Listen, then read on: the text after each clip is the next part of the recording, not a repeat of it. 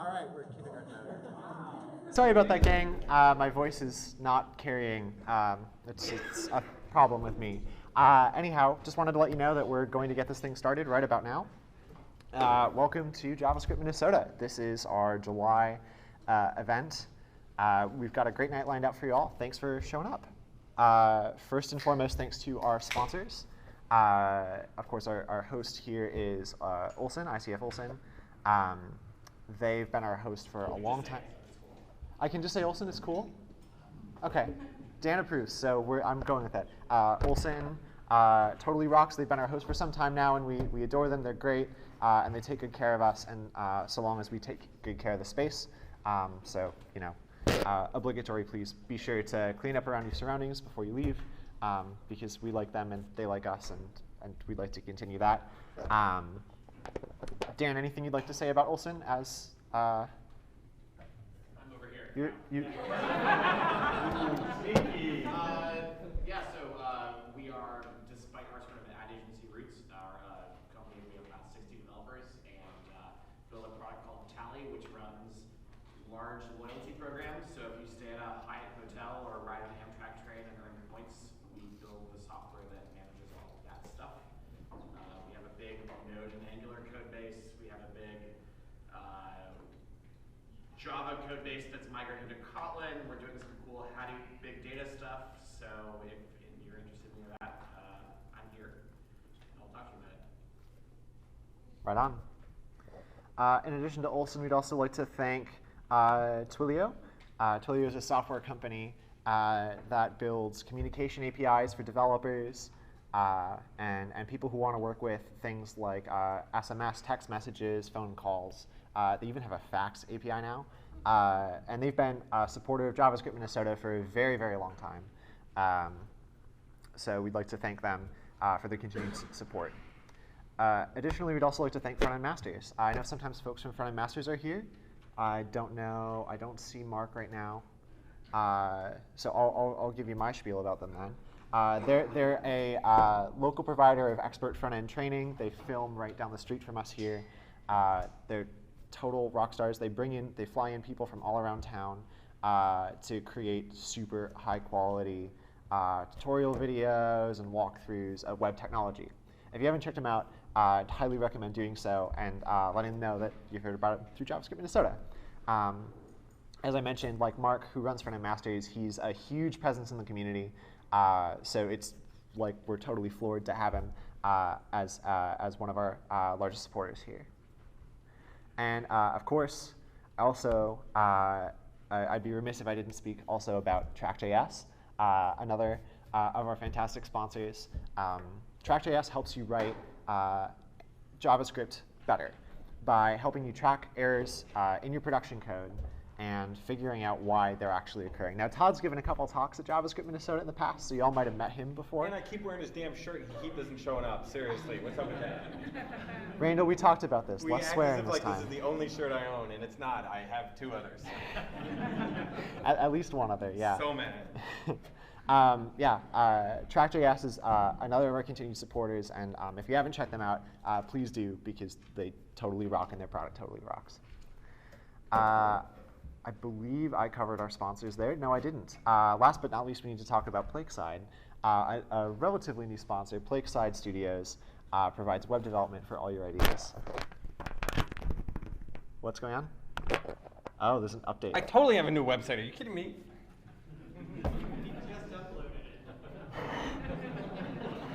Oh, sorry. It's no longer. We'll do it live. This guy. Plakeside Studios is the company of one Randall Meeker, who might be that guy in the Track.js t-shirt over there. Attention to the man. Yes, but he's Randall and Plakeside Studios have provided significant support to upgrade our streaming setup, among other things, taking care of pizza. So we continue to thank them. Randall, are you looking for any people right now? I get the fact that this is a JavaScript meetup, but one of the things that I actually constantly have a need for, that I always kind of shuffle off work, if some of you are looking for entry-level stuff, which I believe some of you might be, coming fresh out of boot camps or something like that, I'm looking for the full spectrum. I get a lot of people that come to me and be like, I want a website. I'm like, we don't really do that. And I feel no reason to turn those people away necessarily. So if you're someone who has either WordPress or some of these other CMSs like Squarespace or some of these online tools or whatnot, and want to bring that to bear, feel free to hit me up on the Slack channel or whatnot, because I very often have people who just need websites or whatnot, and I would like to put that work into the community as well. And then on the flip side of that coin, yes, we are doing advanced Angular stuff, universal Angular server-side rendering, application development, whatnot as well. Very much within the Angular framework, so we are looking for expertise in that as well. So basically the full spectrum. If you want to sort of get your foot wet on something, feel free to reach out to me. If you feel like you have a higher level of expertise that want to offer as well, we are currently looking for contractors for that as well. So the best place, honestly, to hit me up is the Slack channel. Just sign up for the Slack and just direct message me, and I'll get back to you. Thank you. Which we'll talk about in just a moment. Oh my goodness. So occasionally, sometimes we like to talk about things like our website. We do have a website, believe it or not. Come on, I believe in you. I believe in you, little website. Yes, there we go. Just finished loading. But javascriptandmen.com is where you can find out about upcoming events. Join the Slack channel. There's this nice little web app that we've got going on here that once it loads will allow you to add yourself to the JavaScript Minnesota Slack. You can watch previous talks and RSVP for upcoming events. You can hear more about our sponsors and get links to that information as well. And if you're interested in speaking, you can email us about your idea. Additionally, I just wanted to take a second to thank everyone who came out here. If this is your first JavaScript meetup, I started as a student, as somebody who was new to the field, and this meetup was a place where I personally found like a ton of like awesome people who wanted to talk about this stuff and share their ideas and share information. Because we're all kind of coming at this from different perspectives, so it's always great to have folks both who are new and folks who have been to, this is their like umpteenth JavaScript meetup or umpteenth tech meetup in general. So if this is your first tech meetup in general, or your first JavaScript Minnesota, feel free to come up and say hey. I totally get that. And if this is your umpteenth too, I want to also high five you because you're cool. Suffice it to say, none of this would happen if it weren't for my amazing co-organizers, one of which is that guy, Mr. Randall Meeker. We also have Nick DeLuca, Robert Toom, and Anna Baker. We are all volunteer, unpaid organizers who do this because you all are here, and we want to make sure that this thing keeps happening. If you're interested in opportunities to help out to make this thing, to continue to make this thing happen, feel free to reach out. We'll do our best to find ways to incorporate you. And simultaneously too, if you have ideas for ways that the meetup could be better, feel free to reach out to us as well. You can do so from the meetup page, right thereabouts, which I should probably also highlight real quick. Yeah, so from here you can actually message the meetup group from the meetup page here. Finally, I think we're about, yeah. Sorry, before you move on to that, how do you get an invitation to the Slack? Oh, to the Slack, yeah. So if you go to JavaScriptMN here, you can actually click join our Slack. So the website for that is javascriptmn.com. And then when you enter your email address, it'll automatically send you an invite. This is just a little Heroku app that automatically generates invites. So there's no like approval or anything. You just put your email in there, and then it'll automatically generate an invite for you. And the website where you can get to that link is javascriptmn.com. If you'd like to help out on our website too, that's one thing that we definitely appreciate input on. Feel free to, this is all on GitHub, by the way. javascriptmn.github.io, it's all hosted on GitHub pages. If you want to talk about that, feel free to reach out. I think we're about to the time where we'd want to talk through any announcements folks might have. So if you're looking for work, have positions that you'd like to offer, or just want to introduce yourself to the group, now would be the time to do so. In the back. Kevin Stanton, just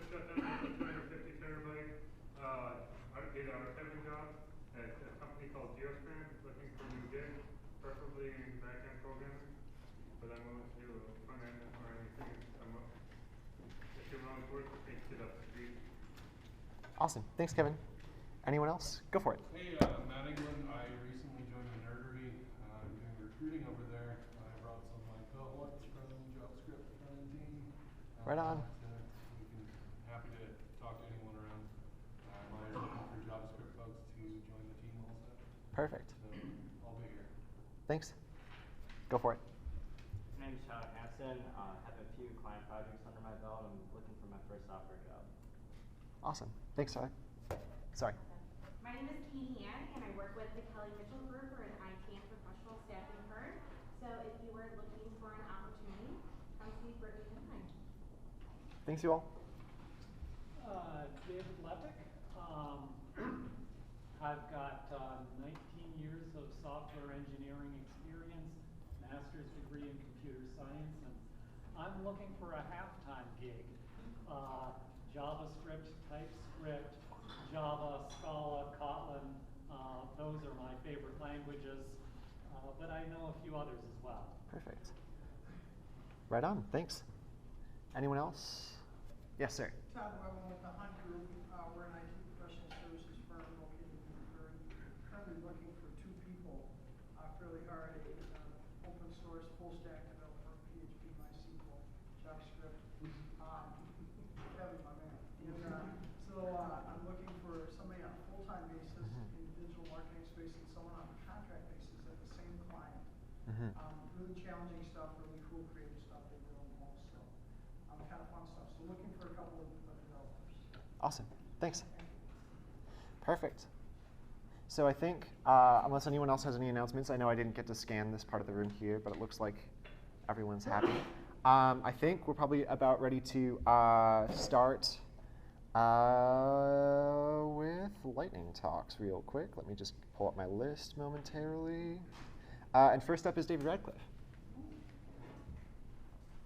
David, if you'd be willing to, kind of swing around behind the TV there, we'll unplug this here and get you going.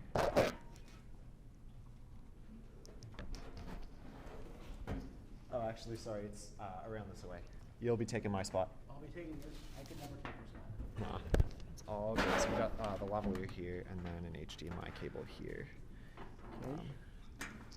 And I believe if there's not an HDMI, I don't have on that, HDMI. That's all right. We got a adapter here that'll take.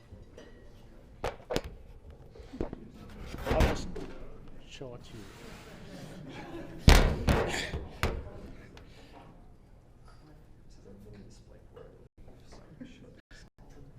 It's a little bit of a process there, but Oh, it's not?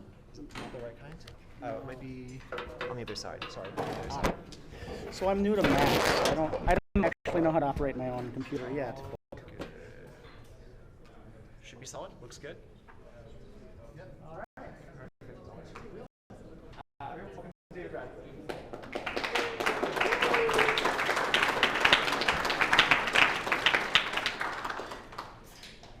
All right, so I made a thing. So first of all, my name is David Radcliffe. I put it on the slide so I wouldn't forget it. I'm wearing a couple of hats. That's a figure of speech. I'm not actually wearing any hats in case you're confused. But I am a co-founder of a startup called Goji Up that's developing an educational Android app centered on adult literacy and workforce development. And I've recently started working with Tim Erickson up here on Triplo. So they're a small Drupal house. So I'm learning Drupal module development in PHP. Too deep. Okay. And I have a microphone.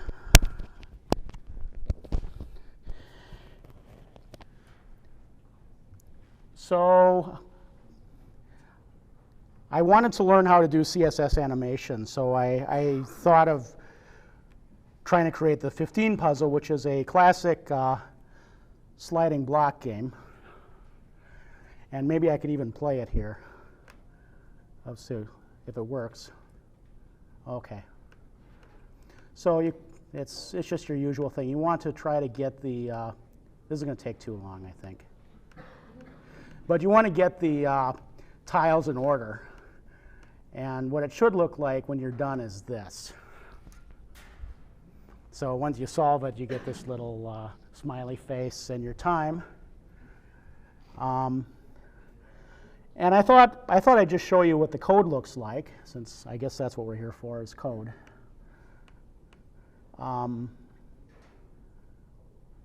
editor view.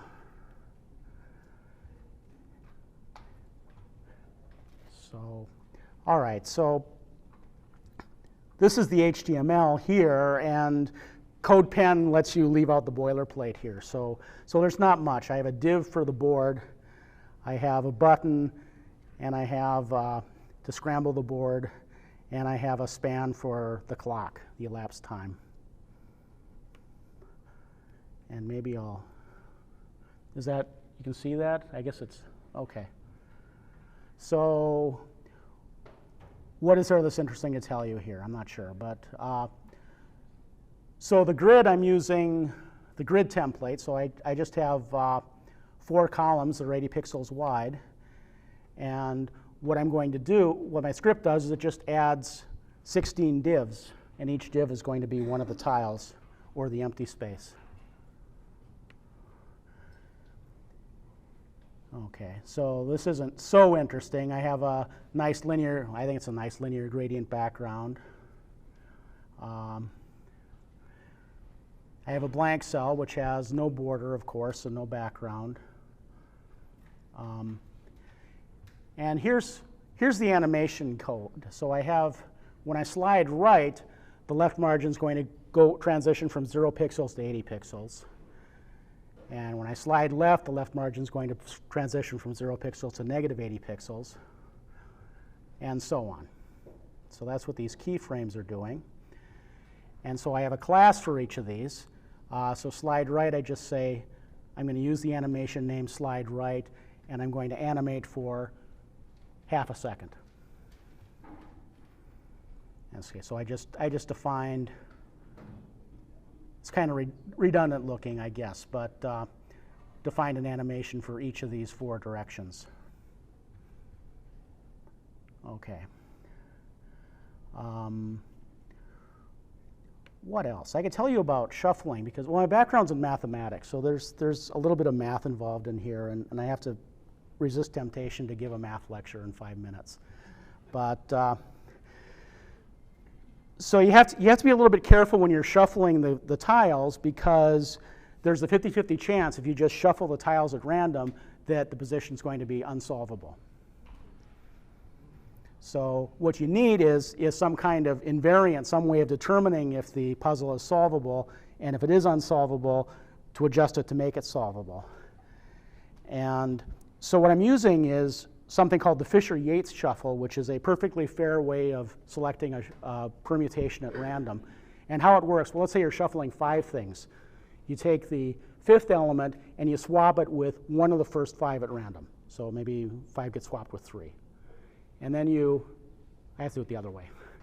And then you take the 4th element and swap it with one of the first 4 elements at random. And then the 3rd element, swap it with one of the first 3. Second, one of the first 2, and you don't have to swap the first element with anything. You have to allow that you're swapping an element with itself, but if you do that, then that gives you a perfectly fair permutation. And as I said, the only drawback is that you might get something that's unsolvable. And so I don't know how much time I have for this. Probably too much time spent on this. So the way around this is what you do is you count the number of swaps, count the number of times that you're actually exchanging some element with a different element. And then you get something called the parity. Is there an even number of swaps or an odd number of swaps? And that's going to determine whether your puzzle can be solved. So maybe I can just show you this shuffle.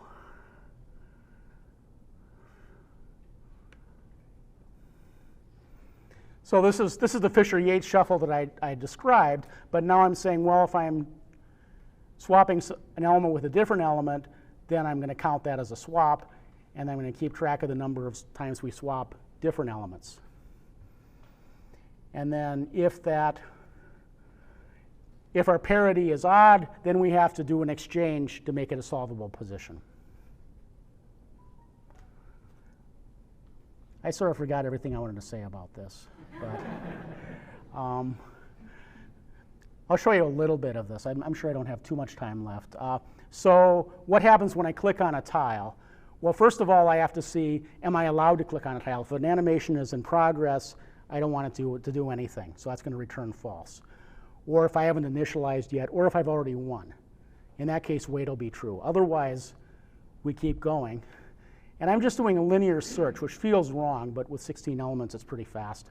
So we just look for which cell was clicked, and then we try to do a slide left, right, up, or down. These functions return false if it's not possible to slide in that direction, and they return true if they can. So it short circuits, I guess, if it succeeds at some point. So, for example, here slide left is saying, can I slide left? Yeah, okay, do the slide to the left, and so on. And so I have another function called doSlide. And so what's happening is this. I have a tile that's moving in an empty space. So first of all, I have to hide the empty cell.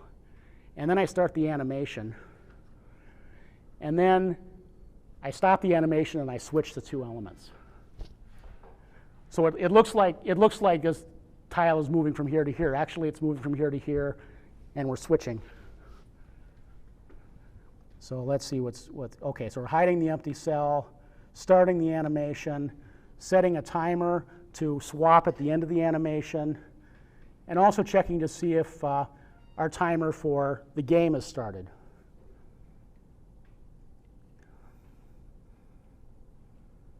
Okay.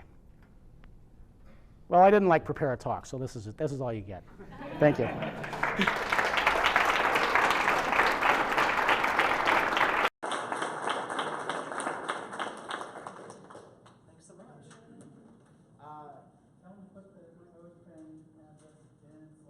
Yes, thank you. I'll do that. Right, Put the code pin address in Slack. I told him. Okay. so before, Can I ask a question? Yeah. So I learned a thing that I did not know about this game before, which I did not know that there were configurations of the randomization that were unsolvable. And correct me if I'm wrong, but a lot of things like this, like Rubik's cubes, you can reach any state from any state. Well, Rubik's is similar. That if you take apart a Rubik's cube, and you assemble it at random, I believe it's a 1 in 12 chance. Oh, so you can get an unsolvable version. Yeah, but it's the same sort of thing. It's Which is group an evil theory. thing There's to some do to a invariants friend. you can calculate. Okay. So what is the thing you learn from knowing what's solvable and what's not that helps you figure out a strategy for how to actually solve the puzzle?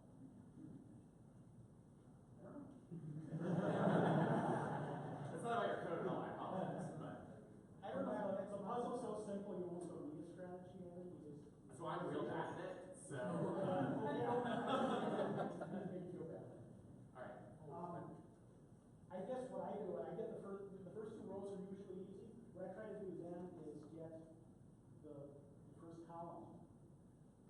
I'm going to try to do the first row and then first column, and then you have the 3 by 3. Okay. So then the flip side of this is, have you ever tried to write an algorithmic solver of one of these puzzles? I have not. I'm going to do that next thing. Next time. You should. Do you like a robot that solves it? Right, yeah. Next month's talk. So before our next lightning talk, yeah, no worries. While these folks are getting set up, we're gonna have a short restroom break. So about 5 minutes, 8 minutes. Feel free to get up, move around, get more pizza, get more snacks. We'll come back together at 10 after. The Wi-Fi. Not that we're aware of, but I'll take a look.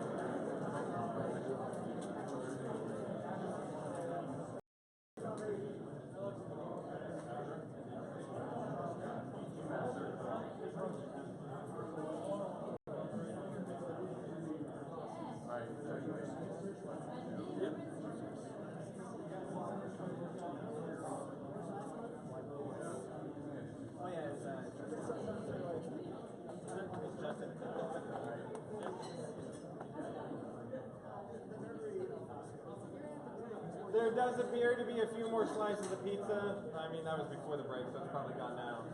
There's a few more beverages. Lots of cookies back there. We encourage everyone to eat it, because that's what it's there for. I'll hand it back over to Brandon so we can start. We did make every attempt to get the room a little bit cooler. It failed. We can blame the fact that the sun wasn't blaring out all day today for why it might be a reasonable temperature, but the room went back into unoccupied mode promptly around 5:30, so the temperature control switched off. So we'll try again next week. So, but thanks.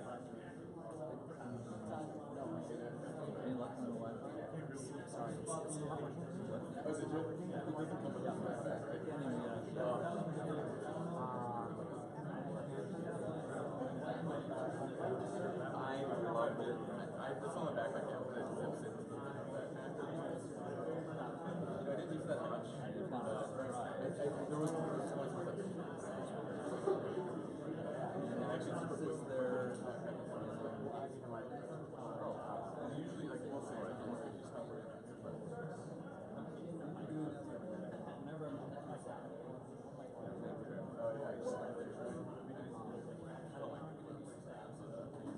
I think we'll just about get started. I know, right on, thanks. One quick thing, if folks are having trouble connecting to the Wi-Fi, we've seen intermittent difficulties with that throughout the evening. We've reached out to our contact at the building, and we'll see whether that gets resolved or not, but we're keeping that posted, so it's not just you if you're having difficulties with the guest Wi-Fi. But nonetheless, I'd like to welcome up two folks who I'm really excited to see their presentation. You might remember Terry from his talk previously that dealt with 3D rendering in iOS, and they have both a demonstration tonight that talks through both the UX and the architecture of this mobile application. We're looking forward to it. Right on. Great. Hi everybody, my name is Lori Lorenz and I'm CEO at Pixie Dust. We build mobile apps with magical results. And yes, Pixie Dust. And Sketch by Step is our house app. And I've been nursing this along for 3 years because I've got all these client projects. And now Sketch by Step is alive, which is great. And Terry with Jambots is my programmer who does all the code. Now I'm going to show you the front end, the pretty side that all the users will see, and the big reveal will be with Terry. So hang in there. I do not have the JavaScript experience, I just have JavaScript appreciation. So to start with, I'm going to give you a demonstration of what I teach people how to use this app. Now, the scenario is you are in the boardroom or conference room. You have 2 minutes to pitch your idea, your passion project, something you just love and you just wish would happen, right?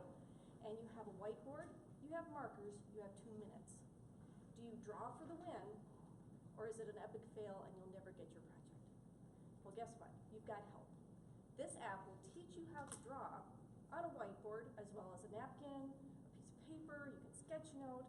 You can get your ideas across when you have to convert jargon into visuals and a story. So people get you and they will promote you. So let's see how that works. So first, when you open up the app, this is for iOS and Android, you go in and you search for a picture. Now I'm going to kind of go back to the main list. We have a number of sketchbooks, and in each one of these sketchbooks are a number of piles of stuff. So you can go in and start seeing all the different sketches. Now I'm going to go into my favorites. I have a sample here I want to show you. And when you have this picture, we have an artist draw the pictures. And this captures how they drew it. So that you can follow along and say, oh, that's how you drew that. I didn't know you had to start there. And then if you say, well, you know, I want to actually trace along. And now with using a stylus or your finger, you can start getting the muscle memory of how you would draw this on a go forward. And as you practice, you get muscle memory and you get better at it as you go. Now, another trick is let's say we turn it sideways. Now you have more room. All do this side by side. So I can start drawing it and copying it and learn a little bit more of how to do this solo. So when I'm ready, I can go to the whiteboard and draw an idea with wings. And then people go, ooh, they did that with a marker, right? And you get their attention. This is an attention grabber to shock them into paying attention to you, not to mention telling you a story. So part of this too are lessons. And now we'll just see how good that internet is, right? Because in here we have a series of videos that go along with lessons. And you play the video to learn more. Okay. This is Sketch by Step, and we're going to talk about how to get started today. The first thing you're going to need is a whiteboard. Good ingredient. And there are many different kinds of whiteboards. I'm going to pause You're going to this. look for one that has a frick. Because this is, it's all well and good, but you'll have videos along with the content. So each of these different sketchbooks come with lessons. And we have also monetized the app for a minimum viable product with additional in-app purchases. And then they come with more art, and then they come with a lesson that goes with each package. Now, we realize some people want more help than others, so we're going to spin off another app called Why Not Sketch, which is packed full of blueprints and lessons. So we're using the same code base, duplicating it for another product and to position it to a new market. So now, I bet you're wondering, how in the world did you get all that art in there? And how in the world did I draw an idea with wings? So I'm going to switch over to the browser.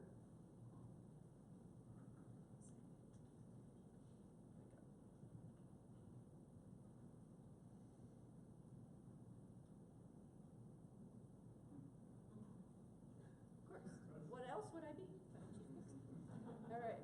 So in here, as you can tell, it's a WordPress post. So we're using WordPress to capture these drawings and play it back. And Terry will tell you exactly how that works. All I know is I start a new post, I hit the music, or excuse me, not music, that was another thing, Sketch by Step button, the magical button, and now I have my drawing pad. And I drop this down and I can turn my grid on. Oops, it may not want to turn on to me, that's all right. But I have metadata that goes with this. And so we have title and description. We're using the title, the category, and the sketchbook to help control what is seen where inside the app. And Terry can talk to you about that. And we have a license for the intellectual property, so later when we have other contributors, you can say this is education only, etc. And that comes into the WordPress feed. Now, I'm going to go out here and start a new one.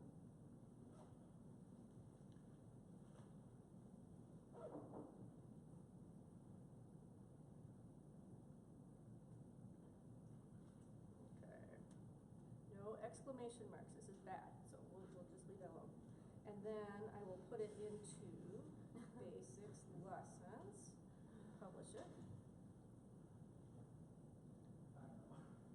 You're talking about the Hatfields instead of the McCoys. Okay. Yeah, I know. Let me put this in here. Okay, guess what? You can edit this. See, I need help with these things. All right. And then we go in here, and we have to fix this, because otherwise I will never be forgiven. Slow down. Yep. Oh, look, it even gave me the right thing. All right.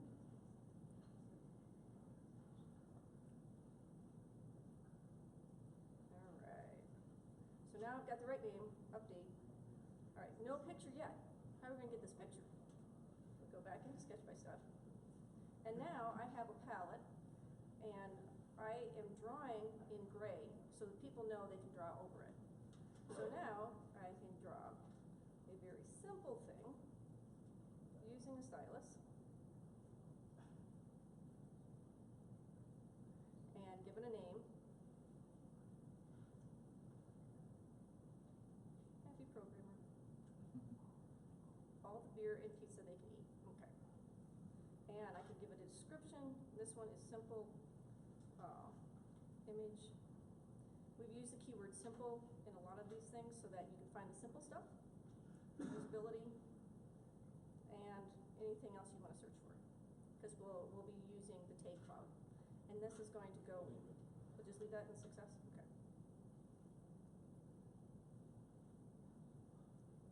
So I post it, and look, we have code. This is very good. And then I'll put this in the correct category. Let's see, put this in success. I have a lot of different little categories for that. Okay. Keeps me busy. All right. Not that one. Update. So now it is updating the feed, and in turn, we'll see if this works. We'll see if it's been paying attention here. So now I refresh my work, let it think, spin, sit and spin for a minute. And then when I go out and search, in my success category, I should see the happy poker. There we go. So now I know where I filed it was under analogies, right? And under success. Oh look, there's a happy programmer. So immediately it's updated. Now, the next question is, how does that even work? So, I'm going to turn it over to you. Thank you, Lori. And I'm going to give you the magic, oh my God, that I've wrapped around.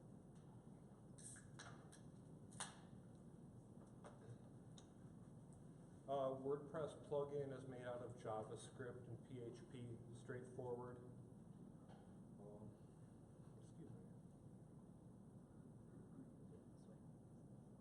Well, you might have seen some code there for a second, but the plugin wakes up and turns it into a sketch. So this is the web view. I guess we'll go back to the edit here. Take a quick look at the post. It's I put in a code block with JSON. These coordinates you see are points, lines, and layers. I pretty much just rebuilt Flash for JavaScript. I'm point sampling the gestures, and every like 6 times a second I'll take a point sample of the gesture, and then when I play it back, I reconstitute that at 60 frames per second with Bezier curves. You have to take care with the control points because they want X and Y inputs. You have to convert that to vectors so that they line up perfectly because they're all curving continuously. So that's somewhat interesting. I wanted to treat this media as something that was shareable and mashable. And it goes out through the JSON API, and you just load it up with Ajax and draw it back onto a canvas in JavaScript. So that was a fun challenge. I thought it was a neat solution, but I looked and someone already had patented it. So let's go back to the app and take a look at the menu. Now you might have noticed the responsive action. This thing can withstand any aspect ratio and it'll calculate the whole thing. We've got a pretty elaborate tabbed dialog for a search box, pagination. We have a list view, tag cloud, etc. So what this all is just one big canvas. Sometimes if I need to do a search, I will fly in a DOM element, and because it's just the way it is with mobile web views, you have to contend with this sort of suggestion box thing that Android and iOS want to do. So you kind of have to just wait for your events to be finished. What this is made of is on the other page here. I can just quick show you my configuration object. So I just have kind of a humongous function that draws everything onto a grid. Whenever I draw an element, now here's where I put the app together. I literally type in JSON to build the app, and all the menus. Each menu has multiple panes within the panes. There's all the contents that I can switch out programmatically. So, why would I do it with Canvas instead of the DOM? Well, most of what we're doing in the app is going to be Canvas. So I I just don't need 1,000 DOM elements. I'm just going to draw everything. And when I draw it, every time it redraws, I'm taking note of, I'm drawing it onto a grid, of course, using grid coordinates in the configuration, but depending on my resolution and aspect ratio, I'm going to save the top, left, right, and bottom of everything I draw, so when there's a user event, I can know what was clicked on. And so it keeps it really clean. The canvas is twice as big as the width, so it's 2 times 768 in this case, and then you CSS it down so that it gives you the retina smoothness, even though you're still using your, like on an iPhone, it's 414 wide, but it's not really. So you have to make the canvas twice as big, so when you drop images onto it, it comes out nice and smooth, no jaggies. So that's pretty much everything that's unique about the app. Really happy with using WordPress and the JSON API, because then you inherit all of the user roles and all the plugins. You can let the web design be what it is, and then I just get the JSON. And with the WordPress plugin, I can just leave the editor and have as much of a media-rich interaction as I want for the post creation, and then I turn that over to her and her team, and they can create the content, and I don't have to worry about it. It just comes in fresh whenever they add things. I don't know if we have time for questions. If folks have questions, you can do probably 2 or 3 questions. Thanks, you both. On the front end, are you using the WordPress API, or are you using like a JavaScript framework to pull the content? I'm using Ajax, and I'm getting the categories. Everything's in, every category is a WordPress category, so I just pull them in by slug and cache them in the local storage. And everything is just drawn on HTML5 canvas. But is it using like PHP or anything, or just JavaScript? Just JavaScript. Okay. It's PhoneGap build. Oh, that's the other thing. I don't have Objective-C or the JDK on my device. I just have Git and go up to Adobe PhoneGap build. They create the binaries for the store, so it's super clean. Okay. Question in the back? Yes, I was wondering if it's also going to be for desktop. That way you can draw with the mouse or your touchpad.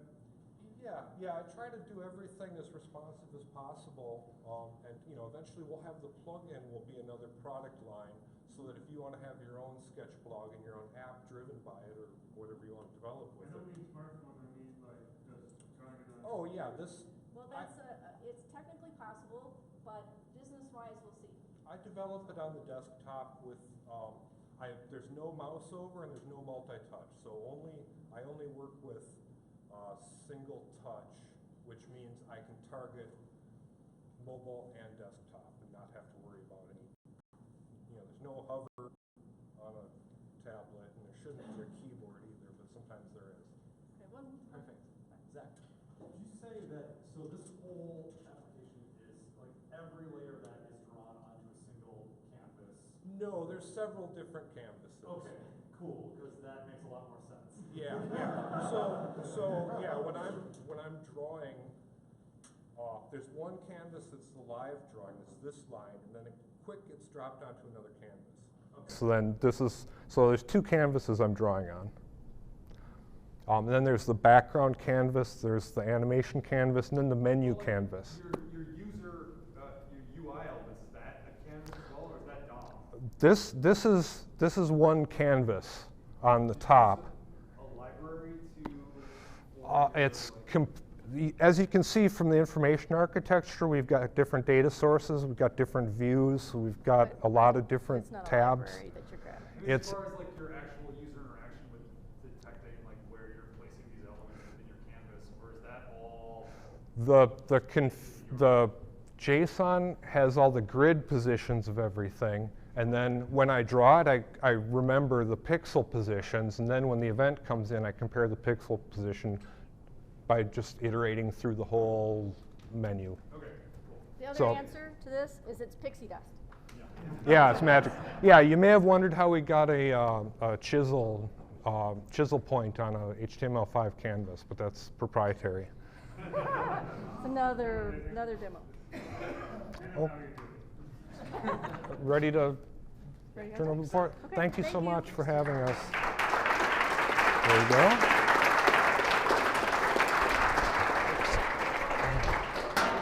Got my clip. You're tethered. Is this on? There you go.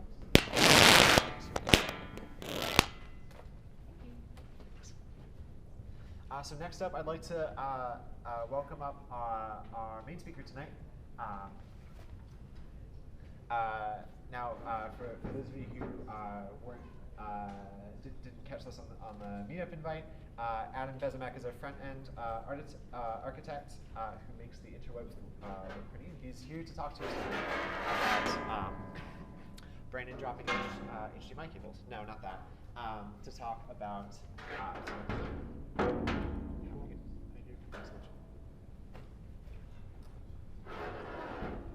with me a second to get set up.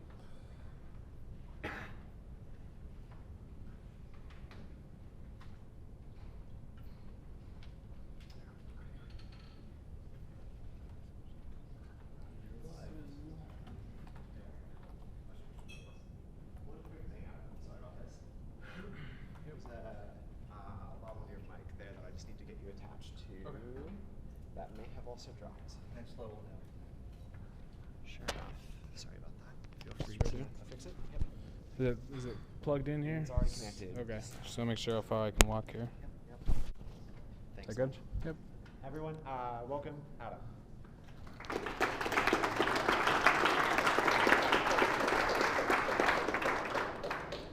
Thank you guys. 1 second here. Sweet.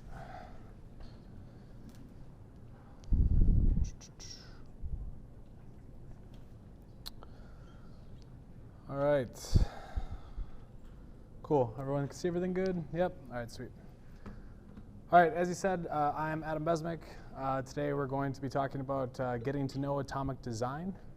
But first off, I'll start a little bit about myself and tell you guys that I hail from La Crosse, Wisconsin. Show of hands, anybody been to La Crosse? Yeah, maybe Oktoberfest, good times.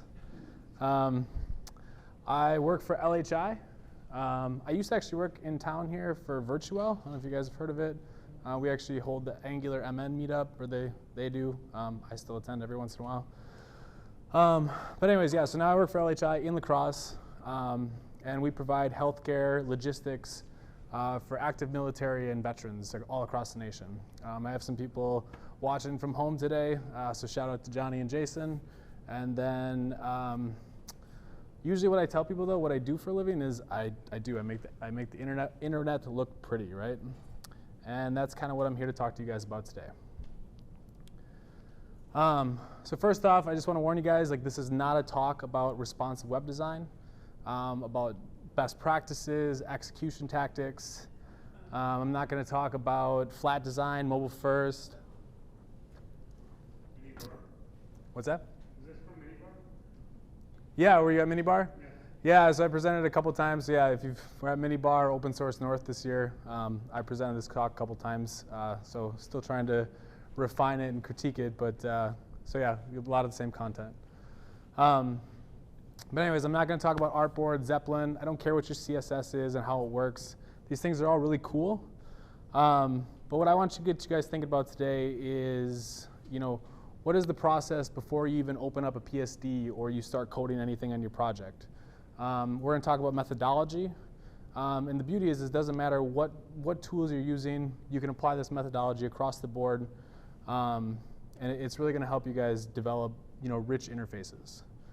So with that said, I like to start off by giving credit where credit's due. Ooh. You good here? I lost my screen. There we go. And say thank you to this guy. Right? Nope. Sorry. There we go. This guy. All right. This is the one. All right, so this is Brad Frost, and he is kind of the brains behind this whole methodology. He came up with this idea of what we call atomic design. But before we talk about Brad, I want to start off by telling you guys a story. So once upon a time, there was these things called books. And these books, they consisted of things called pages. Do you guys remember these? All right, right? So you'd turn a page and you'd rip it, and if you had to remember where you were at, you had to put a bookmark in or dog ear the corner. They were pretty terrible, weren't they? Well, thankfully we don't have these things anymore. And you guys can all thank this guy for that. He did invent the internet. But now today what we have are these kind of pages, right? Because somehow this concept of pages is carried into the web. It's a common thing we use as designers and developers. It's right in our nomenclature. We're using it every day ever since the good old days of GeoCities and the Ralph Macchio homepage, right? And to be honest, the Ralph Macchio homepage looked pretty good on our old Mac devices, right? The problem is this is no longer the web we're working with. This idea of pixel perfect design and everything looking exactly the same across all these different devices, it just is no longer the case. Because what our reality is a lot more like this. All you have to do is look at a laptop, look at a tablet or a mobile device. You all have them in your pockets right now. And immediately you know that you can't make something render the same across all these different devices. Right? Well, and that one's going to be really tricky. He pulled up a dumb phone. Leading into that, today we live in a sea of devices, right? We have smartphones, dumb phones, MacBooks, tablets, web TVs, game consoles, and a whole bunch of other things that can access the internet, right? And who knows what's next? So as designers and developers, we're forced to build these applications that have to render across all these different screen sizes. However, our processes for building these applications haven't quite caught up. So these right here are how we show our stakeholders what we've designed. Or as developers, this is what we're handed, and then we're asked to create a responsive interface out of it, which to me is a crazy waste of time. Instead, what we need to do is we need to blow these things up, right? So that all the pieces can come tumbling down.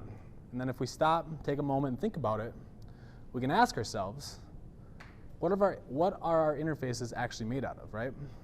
What Lego pieces are important to us, and how are we going to assemble them to build our interfaces? And a lot of us are doing this already, right? We'll take a page, we'll deconstruct it, we'll put it back together again. But the problem with this approach is that our gaze remains fixed on that final product, right? Rather than those underlying designs and patterns that make up our final UIs. But if we take the time to organize our Lego pieces, right, we can start to put them back together in a more deliberate manner. We can turn them into more robust interfaces. So what we need to do is we need to start thinking about these things earlier on in the process. We need to get this methodology ingrained into our workflow, and then we can start to create these more robust interfaces. So people have started to do this and realize this already, and a lot of tools have started to come to the market to help us do this, right? One of these tools is called style guides, or style tiles, sorry, excuse me. But they help us to execute a more semantic design, right? Or systematic design. So style tiles will show us an abstract view of specific components in our interface, right? You can start to experiment and compare with your designs and see what feels right. You start to get a sense of color, typography, and overall mood of the UI. So a company called Sparkbox saw these style tiles, and they took them a step further and created style prototypes. Okay, so this way you can start to see what they actually look like in the browser. And this is pretty cool because it breaks down and highlights a few really important pieces of your UI. Things like your logos, your headlines, paragraph styles, buttons. You start to see how hover states and animations start to work in the browser.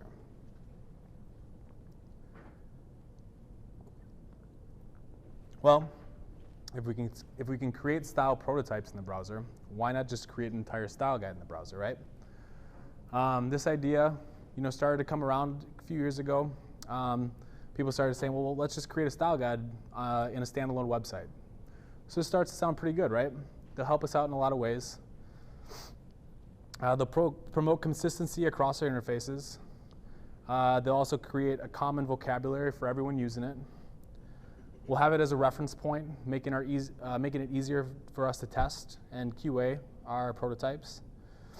We can add the process to our workflow so that everything stays in sync. And at the end of the day, we'll have a really useful reference tool, right? And there's actually quite a few of these out there. So Brett Jenkard created Style Guide Boilerplate, which is one of the first style guides to come out to the web. It highlights colors, base HTML elements, buttons, headings. And then a lot of big companies are starting to release these style guides out into the wild. So Yelp has released theirs for the public to see. It not only highlights their web style guide, but it also, gives reference to their mobile app style guides and even their brand guidelines as well. MailChimp has a beautiful, clean pattern library. And even this guy, right? Brad Frost even maintains a pattern library called Responsive Patterns. And he's constantly adding to it because, every day we're having a new phone or a new device that we're having to try to figure out, what new patterns are in it and how are we going to adapt our UIs to accommodate them. And there's plenty of examples out there, right? You guys can go check them out. StyleGuides.io, and you should, because they're actually pretty awesome. But they do have some pitfalls as well, right? So first off, they're really hard to make, and that's the first thing to know. They can be time consuming. I don't know about you guys, but I don't have like a lot of spare time on my hands just to take my company's website and create a style guide for it. They're often treated as a side project, and it's hard to convince the business of the ROI in them. They're often an afterthought, which lowers their priority after a project's launched. And many times they're too abstract and don't cover all of what is in your interfaces. They're often only seen as designer and developer tools that have no relevance to the business. Most of the time they become incomplete or never fully finished.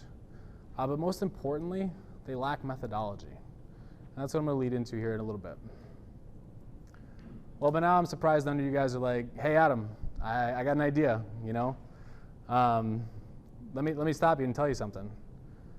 There's this thing called frameworks, right? We've all heard of frameworks. You should just use one of them. They'll solve all your problems. They're already created to be modular. They follow responsive web design best practices. They're used by millions of people and very well tested across a lot of different devices. They allow you to design and develop interfaces quicker, which results into getting to market faster. And they're super popular and well supported. What's not to love about them, right?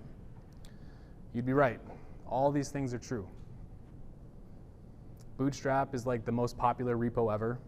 It has over 100,000 stars on GitHub.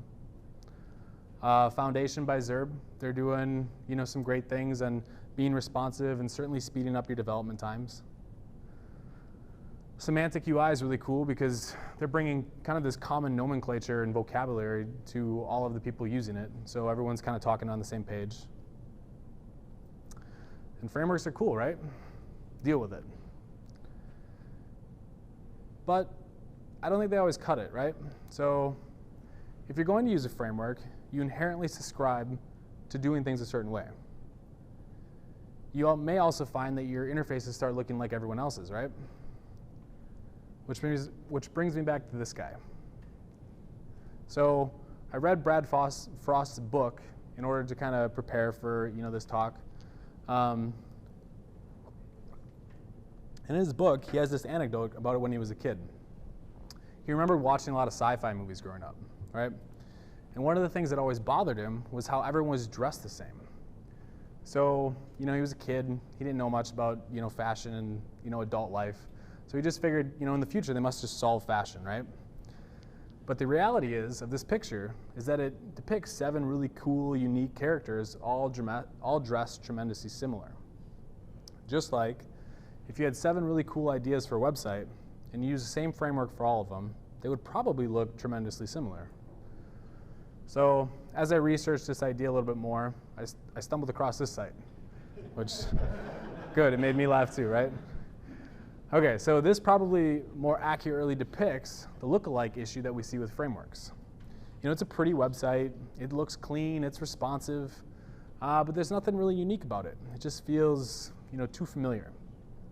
And that's not what brands or organizations are looking for these days, right? So, as I said, frameworks are cool. I'm dealing with it.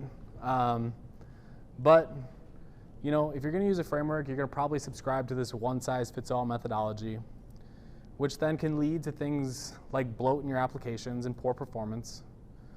Or maybe your framework will just, you know, fall short and might not have everything you need. So you'll end up doing a bunch of custom design and development anyways, right? Sometimes the frameworks can't scale the way you want them to. And, you know, there's also times that you have compatibility issues. I know, you know, I hate when I have to, you know, I'm developing something and I have class names stomping on each other and I got to remember, you know, what my class is, what Bootstrap's class is. So you end up namespacing all of your classes anyways. So it just doesn't mess with your current setup. But really the one clear thing to note about frameworks and, you know, online style guides is that they really lack this clear methodology. So that brings me to Atomic Design. So what is Atomic Design? Like I said before, Atomic Design is a methodology. So it draws parallels from the natural world into how we design our interfaces. So in order to wrap your head around this, you're going to have to think back a little bit. Some of you, it's not too long. Some of you, it might be a little bit longer. But you got to think back to your high school chemistry classes, all right? So bear with me. We'll get through this. So in the natural world, there are these things called atoms. And these are two images right here, and they're dot diagrams. You guys remember these from chemistry, right? All right, good. So we have one hydrogen atom and we have one oxygen atom. They each have their own unique properties. They can't be broken down any further without losing their meaning.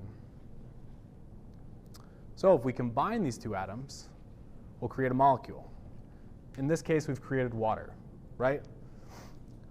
These two molecules start to take on their own unique properties. Two gases have combined to create a liquid. So these molecules, they combine and they create more complex molecules. And these complex molecules, well, they compound even further to create simple organisms. And these simple organisms combine to create even more complex organisms, such as humans. In this case, we have this crazy guy, right? But the takeaway here is that, you know, all known matter in all of the known universe is created of, you know, these smaller compounded, you know, atoms and molecules, and possibly even other dimensions, right? They're all comprised of a finite table of atomic elements. And it just so happens that we have the same thing on the web as well. So there's this guy named Josh Duck, and he put together the periodic table of HTML elements, which I don't know, it's pretty cool, right? There's meta tags, table elements, headings, all the things that we work with as we develop and design websites.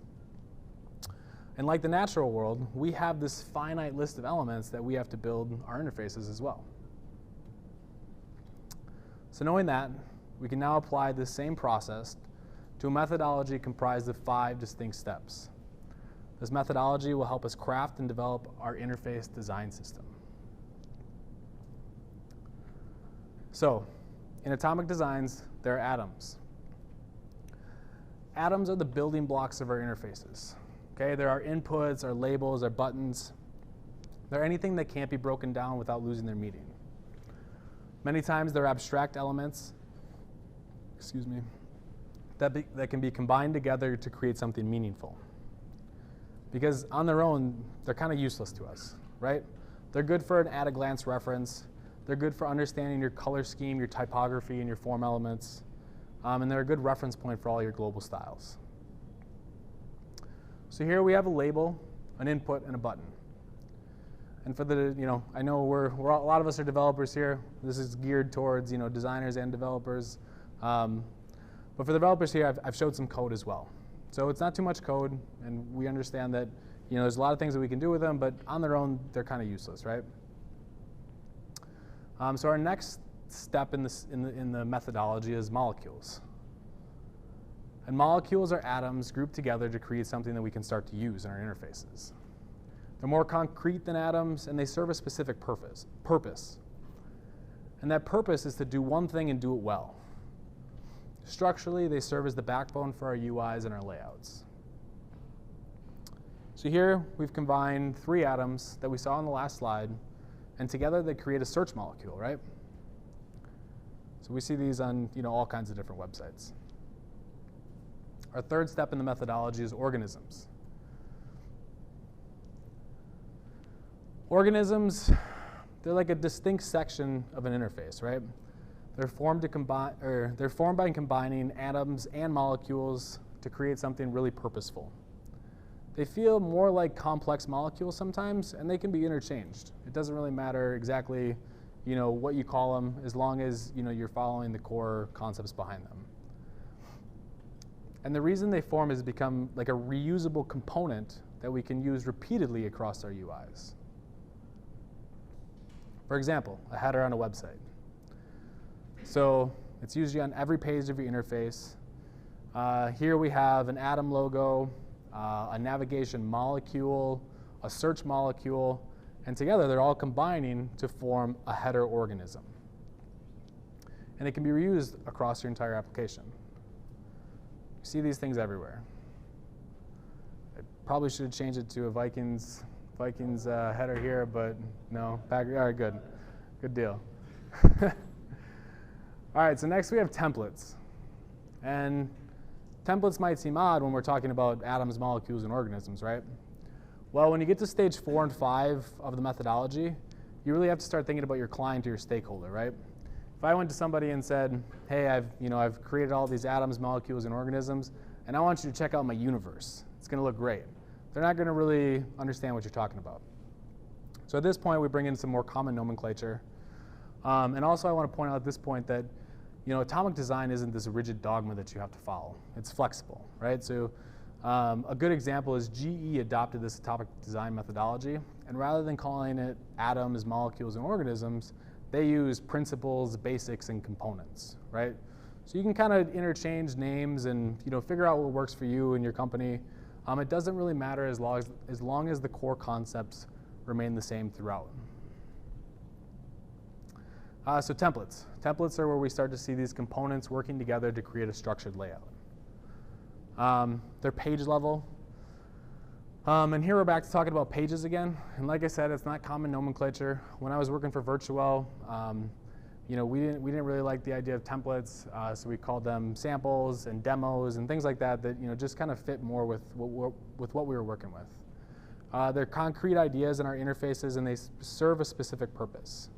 And many times they're seen as like a deliverable for a project. And here's what a template looks like. You guys have all seen these before. And I want to point out that lorem ipsum is a good thing. Placeholder images are a good thing when you're going through design systems, right?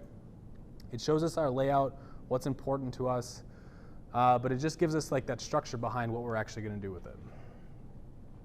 And lastly, what we have is pages from there. Pages are high fidelity. We start to see real content plugged into our templates. At this point, you can bring everyone in to look at what you've designed, right? You can plug in different data sets in order to see different variations of your templates. You can test the effectiveness of your system, and you'll find out whether your technique you chose for responsive web design is actually working. You can start to see if your system is too flexible or too rigid. And bam, yeah, so you have some content in there, right? Now you can start to see your template come to life. You can start to validate or invalidate your design. You can see whether or not your headings wrap. You start putting in actual content. If your header drops down, maybe that's not what you wanted, and you can start to go back into the earlier stages of the methodology and refine and tweak your atoms and your molecules in order to make sure that they execute in your template or pages, right? So that's the atomic design methodology, okay? It's important to note that this is not a linear process. What will happen when you start using this methodology is you'll see that you'll start with something super abstract, and you'll traverse through this system and this process and create something much more concrete. And the other thing you'll notice is it starts with us, the designers, the developers, the information architects. We're the creators. So at the end of the day, we'll start to move into this more of a review stage for our clients and stakeholders, but we're the ones doing the work in between. And that's where it all happens, right? This is where we start to figure out and fine-tune our responsive designs.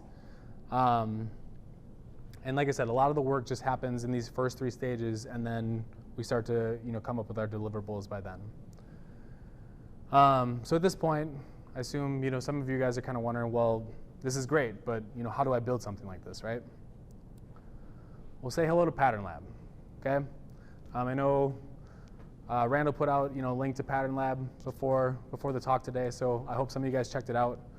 Pattern Lab is a toolkit that will help you build and maintain your own atomic design system. It was created by this guy with a lot of help from this guy. And this is the guy that seems to be maintaining it these days.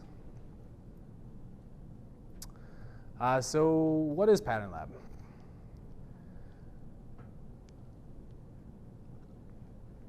It is a component library because that's what we should be designing, a system of components. It is a pattern library with code snippets, standard examples, and real live examples of the components you're building. It's a builder that seamlessly organizes your patterns into a useful front-end style guide. And it's also a viewport resizer. So when you're in the browser and you're testing your UI designs, you can properly test these web interfaces. It's also an annotation tool with the ability for us to document the things that, to show why we designed something the way we did. What it's not. Pattern Lab is not a UI framework. It's not like Bootstrap, right? It's not dependent of any other language, style, or workflow. Like I said, it's not rigid. You can use whatever tools you want with it, whatever language you want to use that you want to develop, and you can use that. It's not just a pattern library because it's more than just a static style guide. And finally, it's not production ready. So, this isn't like Jekyll or CMS, WordPress, or something like that you're going to be able to build out into a production ready website. So like I said, you guys can go to patternlab.io and check it out. I hope some of you already have. There's a few different editions for you to check out and play around with. It started with PHP because that's all Brad really knew at the time. And that's where Dave Olson kind of came in. And he was able to create Node versions, which I know you guys all love your Node. So there's definitely different versions that you can go look at. But at the end of the day, you have all the tools you want at your disposal, and you can work alongside this Pattern Lab to execute your design system. So what really matters about Pattern Lab, and the 2 things to take away from it, is that it's a builder and a viewer. So first, I'll go through how the builder works, and then we'll go through the viewer. So what you're seeing here, if you go down and pull down the repo, you'll get some of their demo code. And what the builder does is it uses your folder structure to create navigation for Pattern Lab. So what you're seeing right here is what your IDE might look like as far as some of the structure, and then you're seeing what the navigation would look like in your browser. And you'll start to see how this builds out as we continue along. As you dig deeper into the directories, you'll see how the patterns are organized and how it all works. Okay. So then you have the patterns themselves. And here we have a text molecule, right, of a block quote, right? So this consists of a mustache file and a markdown file. We use a mustache file so we can plug data into our code. It could be an HTML file, it could be an Angular file, it could be whatever you want, right? As long as it has some kind of templating to it so that you can plug in data. And we combine that with a markdown file so that we can document what's in our pattern, and we'll see how that builds out in a minute here. So this is what they look like. It's nothing too special. I'm sure many of you know what curly brackets do, right? Plug data in. Like I said, I give this to designers, and they go, "Whoa, curly brackets! What's that?" What's that? Yeah, right. So we have a markdown file kind of talking about what our pattern is, and then we have a mustache file that's actually going to generate our pattern. And what Pattern Lab does for us is this: it generates out a block quote, right? We're using pretty simple example here. You'll see as we go through the demo that a lot of it's pretty grayscale and not styled too much, because that's what we're doing. We're building our own style guide. We're building all this stuff ourselves, right? This is just a methodology and a process for us to get there. So this is what Pattern Lab actually looks like when you actually build it and run it out. So you'll kind of see there's like a heading up here with your navigation. And then this is an example, like I said, of a text molecule, a block quote. And what we see is some markdown information here, right? We see that mustache template coming to life as rendered HTML. And in its entirety, this is what it looks like, right? So you can see, kind of that information about the block quote here on the right-hand side. And then to the left, we see what the actual rendered HTML looks like. So at this point, I'm going to dive into some a little more advanced, a couple of advanced concepts that are in Pattern Lab that can be really useful as far as how you work with your stakeholders and your QA environment and stuff like that. So annotations are another great tool that is built right into this Pattern Lab, right? So in your template, you can bind annotations to your patterns, right? You use like a selector of L or something like that to try to, assign a pattern to have a certain annotation that goes along with it. It allows you to educate your team on why you're doing something the way you're doing.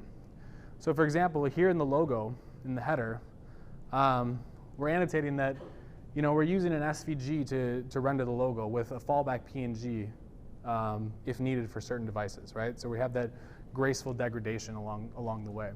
And this is where we can start to explain some of that to our developers, designers, whoever's kind of actually doing this work. We can start to annotate that along the way. Another advanced feature is lineage. So lineage allows us to see which atoms, molecules, and organisms are being combined into our structured layouts and where their inheritance is, right? So here we'll see a blog index, right? So in the blog index template, we have a header organism, a page header organism, social media lists, and a footer organism, right? And you start to see where these are coming from, right? So as you start to work with the builder a little bit, you'll actually see how this lineage works, right? So it takes the folder structure, it injects your mustache files into the different templates. And since we are using mustache, we can inject those anywhere, right? If anyone's used mustache or Angular or something like that, you really understand how to bring in your components into different areas of page. So we're not actually creating all of these different template pages. We're inheriting our organisms and our molecules and templates to create these templates, right? So that's the builder. Now let's talk about the viewer a little bit. So we're probably all at least a little bit familiar with these different breakpoints on a lot of our different responsive web design stuff. 320 pixels is your mobile device portrait view, landscape, tablet view, 1024, the old 1024, everyone knows that. The fold, and gosh, how many times are we going to talk about the fold?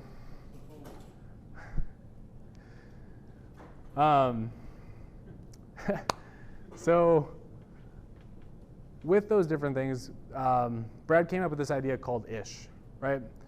And the web is inherently fluid, right? So our job is to create interfaces that look beautiful and function on any screen, not just these arbitrary buckets of 1024 and 360.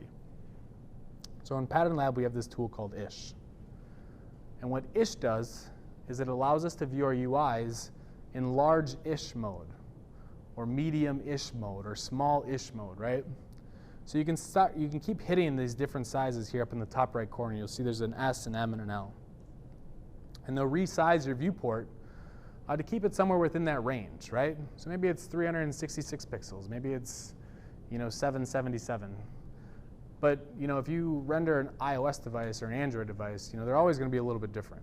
So this is a good way for you to render across all the different devices as well as on your desktop applications when people are resizing their browsers as well. It also has some really fun features as well, like disco mode. So what disco mode does is it abruptly resizes your browser. And it does this so it can find flaws in your interface design, right? So it makes sure that things are wrapping properly headers are resizing at the right time, your navigation collapses and expands at the right breakpoints that you want it to. And you'll start to see if something's wrong, you'll see things floating over the top of content or something like that. And this is a really cool tool for you to do that. Another mode that is available in Pattern Lab is Hey mode. And this allows you to see the slow progression growth of your interface. So it's like that hey, and it gets bigger and bigger and bigger. It's a little bit more meticulous than disco mode, and it allows you to really see where those breakpoints occur and if the content's showing up where it should be. So why Pattern Lab? As I said before, it can serve as a hub for your entire design process. It's useful for everyone along the process as well. Info architects, designers, developers, your stakeholders, everybody can be viewing this tool as you develop it. You get to write the code as you please. You can name things the way you want on like a framework. You can easily navigate from abstract ideas to concrete. And you get to assemble a system rather than deconstruct pages that are handed to you by designers. It encourages flexibility and fluidity. And like I showed you, you can document your process as you go. So, why am I here talking to you guys about atomic design today? Atomic design really focuses on, designing and developing components. And a lot of us here are JavaScript developers. And as we know, that's the way the industry is moving as well, right? We're designing components. Things are becoming easier to develop because we're having these systems like Angular and React that you design these components that make your interfaces and your code a lot cleaner. Well, if you can start to think about this earlier on in your process, whether it's with your designers or your BAs that are planning this kind of information, if they're thinking through the same methodology, it's going to carry out into your code, and you're going to see a lot more robust interfaces. You're going to see cleaner code, and it will really help everyone along the process. Because I know, the reason we're all, here today at a meetup and stuff like that is because, we all want to create richer interfaces. We all want our code to be cleaner, and we all want, to make the web, a better place. So lastly, I need to give it up to this guy one last time. As he would say, work hard, don't be an asshole, and share what you know. You can check out his ebook for $10, that's what I did, or you can cut your fingers on a paperback if you prefer for 20. Thank you guys for your time, and I'll take any questions.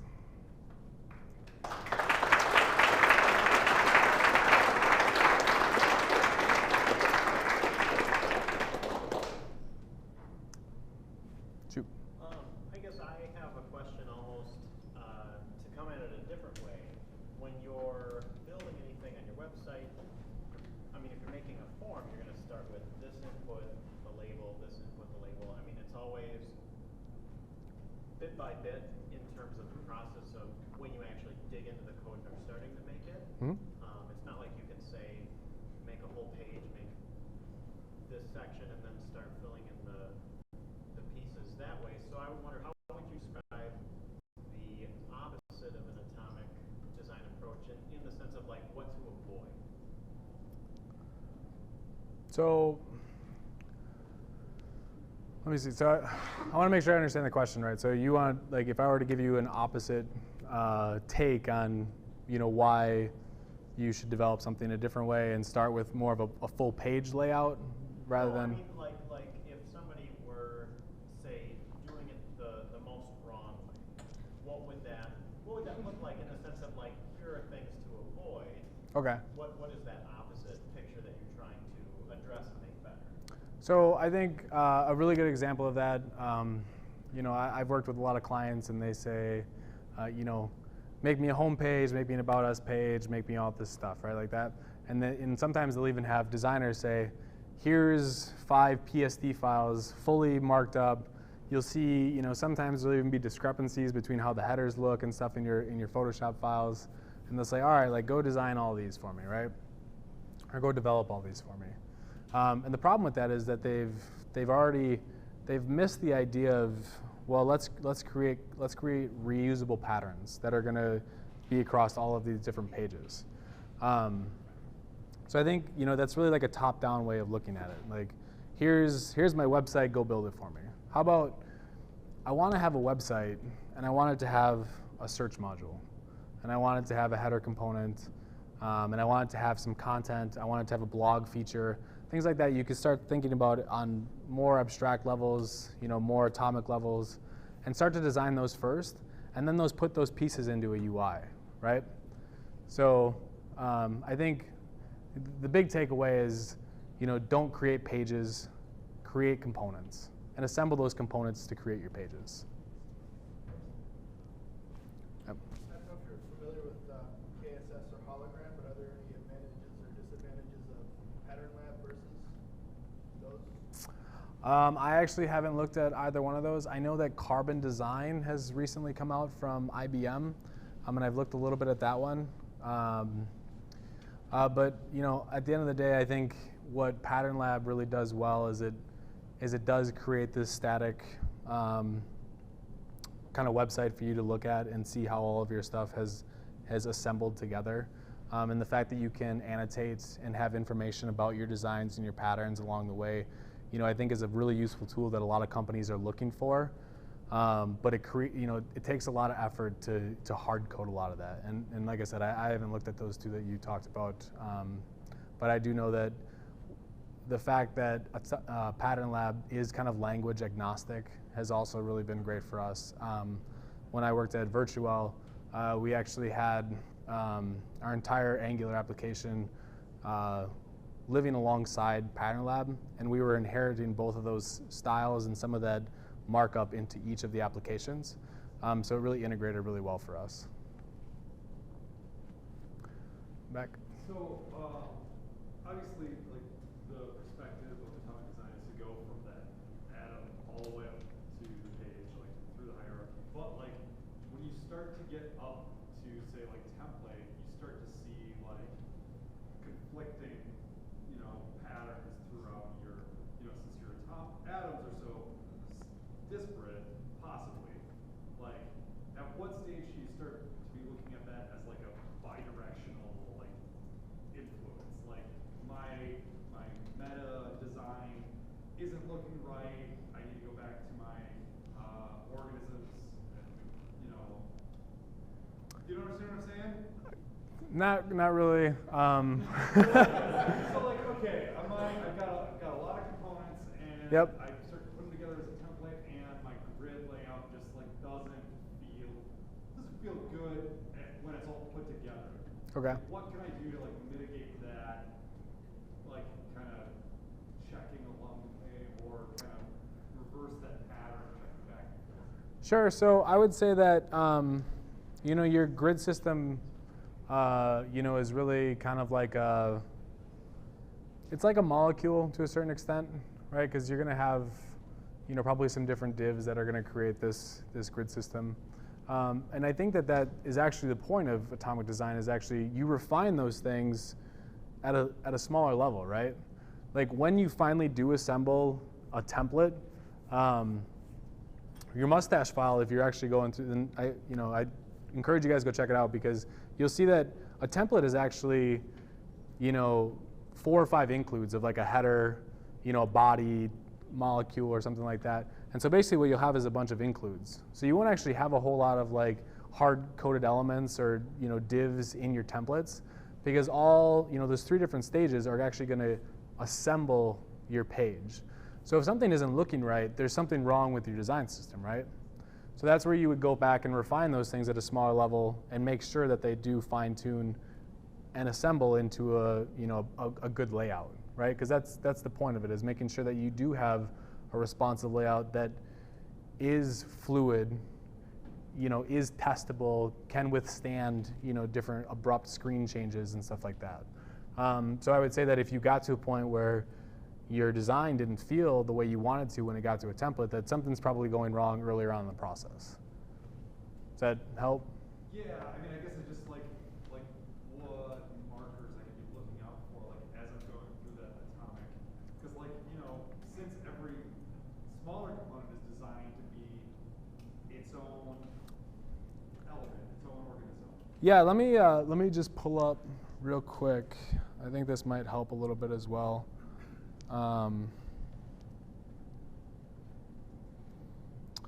Because you'll actually be able to resize. You don't just have to be looking at templates in order to resize or and look at your UI.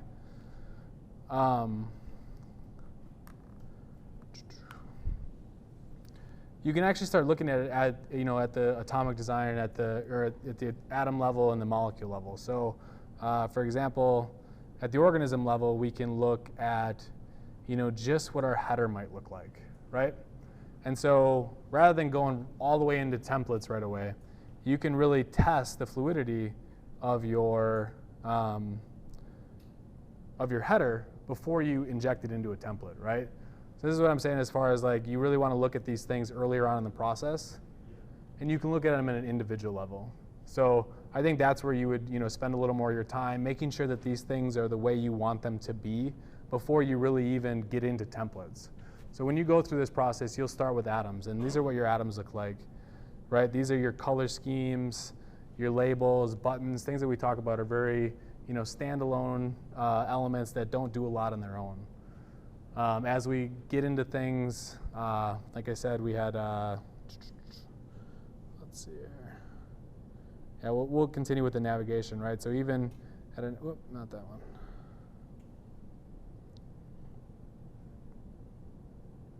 Well, we'll do, okay, so something like this, right? So something like a Twitter kind of thing, right? We'll see how it wraps, we'll see how things resize.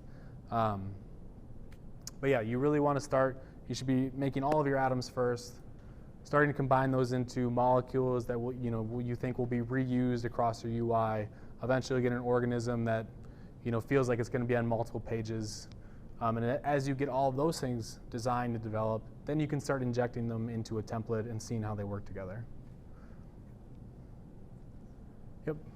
Good question. So it seems like Pattern Lab is good at quickly mocking things up. Is that fair? It's less work to mock something up on Pattern Lab than it would be to just do it in React or something like that. Sure. Does it seem like the benefit, in your experience of using it, is the benefit of it that you can get non-technical people looking at how things are working together and getting their feedback on it? Because it seems like you can see all those same types of things with Chrome developer tools, like resizing it and seeing different widths and things, but that might be not as intuitive for a stakeholder or a designer or somebody. Sure. So let me start by saying, first off, you can use React within Pattern Lab, right? You can bring in whatever third-party libraries you want into, be able to work alongside this. And additionally, you can add additional tabs to this, what your code actually looks like. So you can, we actually had an Angular TypeScript file in here as well. So when you say it's good for, your stakeholders seeing how things resize, I would say that it's a great tool for developers because it gives you a point of reference for documenting your code in a way that you can provide examples to your developers. Maybe they'd have, slight differences, maybe, a form. A form is a really good example. Forms follow a certain kind of standard, but there are going to be lots of different forms that have a lot of different elements in them, right? So you can provide an example with, a working React component that has your styles, your HTML, and then even a React file to go along with it to provide a demo of how that entire component's going to work together. And then that becomes a reference point for your developer to look at and have a starting point. Your QA team to look at it and be like, well, this functions the way I want to, and your stakeholder to be like, oh yeah, that's exactly what I'm looking for, or no, I want it to look more like this. So it's not just for your stakeholder; it really serves everyone along the design process. I just want to add, it's just like documenting, really good documentation for any API. Yep. This is a design API. Yep. Yeah. No. Totally. Yeah. I mean, and that's one of the main benefits of it is that you really get to document why you're designing, just like why you're designing an API, right? Why you're designing your components the way they are. Why they, why a breakpoint's at a certain point so that your navigation turns into a hamburger and that kind of stuff, right? You can call out all of those different things with different use cases as far as why they're doing that the way they are. Anyone else? We have someone online who clearly has to be someone you know, because that's one of the 4 people who are watching. Oh boy. Asking whether or not they should tell their boss that every project requires a pattern library. So I assume that's Johnny. And no, not every project requires a pattern lab. You know, like I said, it's a nice to have.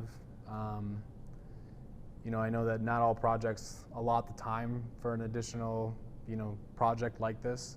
Obviously, small websites and stuff like that, you know, it's useful, but you know, it really should be something you're maintaining for the long run. It should be something that you are continually enhancing, and people are going to be looking at and reiterating on along, you know, for probably a good period of time.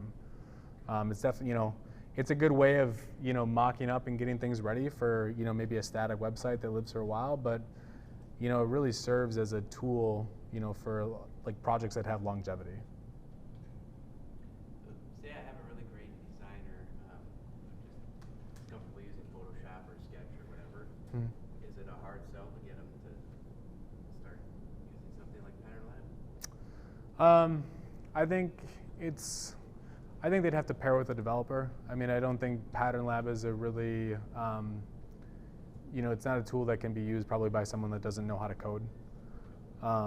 So, you know, and this is kind of what I was getting at earlier in the in the talk about we're handed these, you know, Photoshop files of, you know, Photoshop files with the device, you know, wrapped kind of around like an iPad or something like that, and then we're handed that and told to develop that.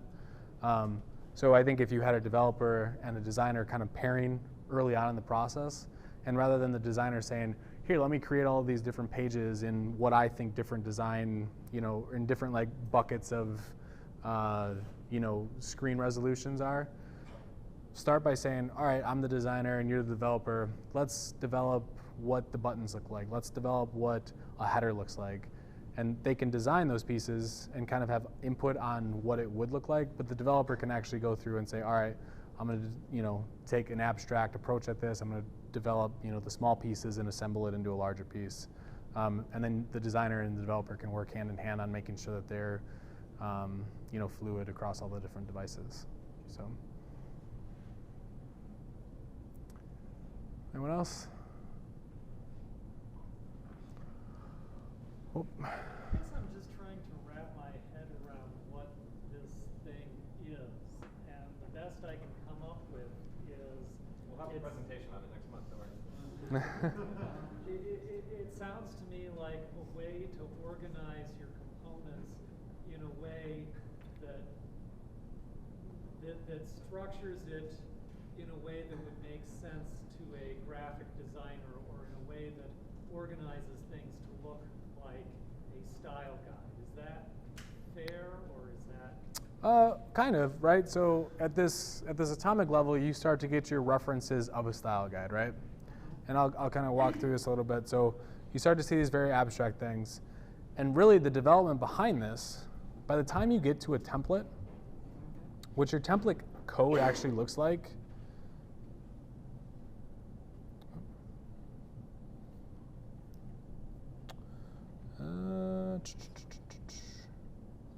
there we go.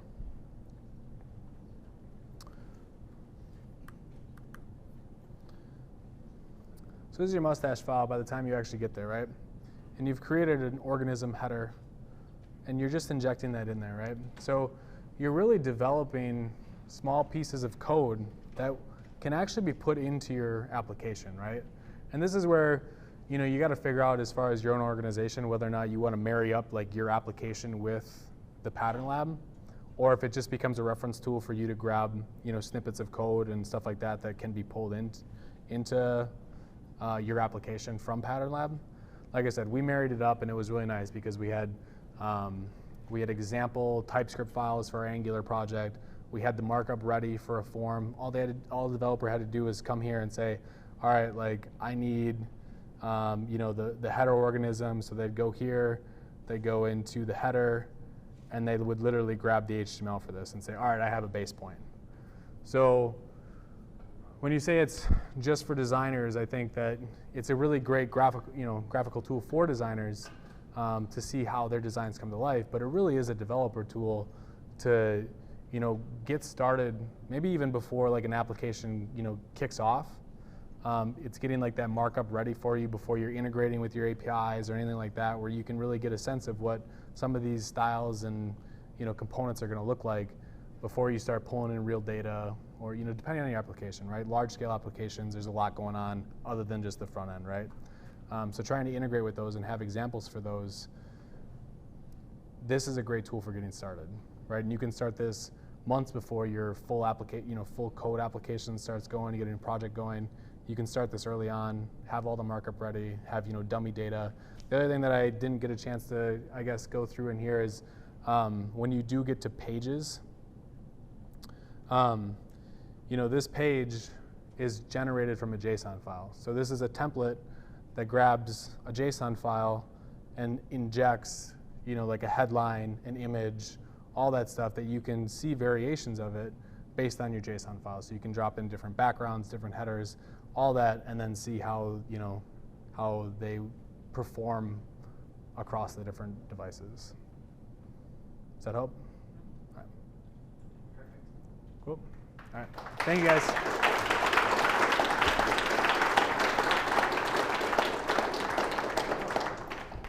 so much, Adam. Thank you. I think that'll just about do it for tonight's event. Thanks to everyone who came out tonight. Thanks to all of our speakers, our lightning talk presenters. I know we've been working on getting links going in Slack to everyone who presented tonight. This was live streamed, which is super cool. This is our first night officially live streaming the event. Feel free to check us out on YouTube for our recording. It's a little bit more buttoned up and edited later this week. I think that'll just about do it. We're gonna